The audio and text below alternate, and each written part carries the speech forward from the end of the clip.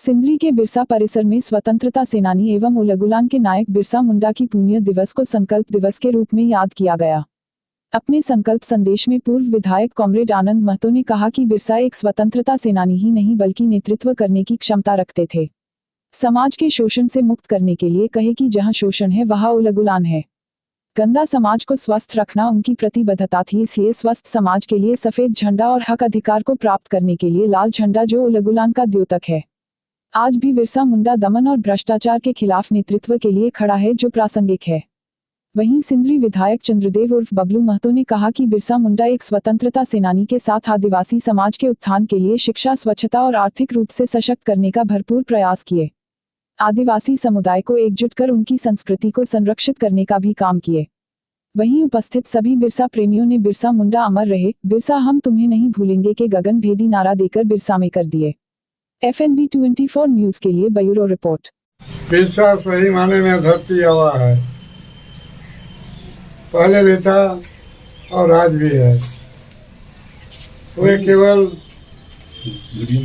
एक नेता ही नहीं बल्कि उनमें नेतृत्व करने का क्षमता रहा।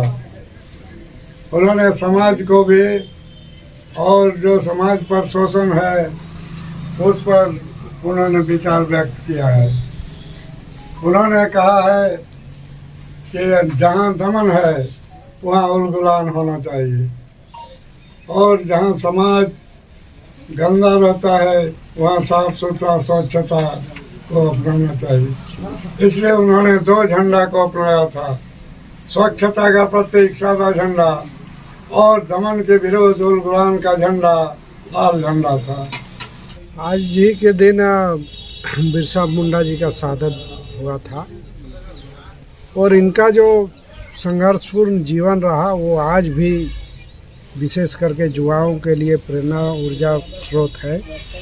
इन्होंने अंग्रेजी हुकूमत के साथ साथ यहाँ के समाज को जो आगे बढ़ाने के लिए जो विचार दिए, जो दिशा दिए, उनकी प्रासंगिकता दिनों दिन बढ़ते जा रही है।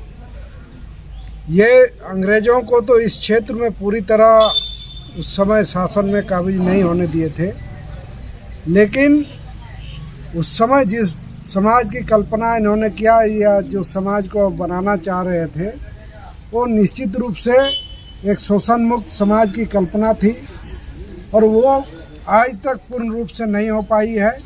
तो इनके विचार को आत्मसात करते हुए आने वाला दिन हम लोग उस दिशा में आगे बढ़ने का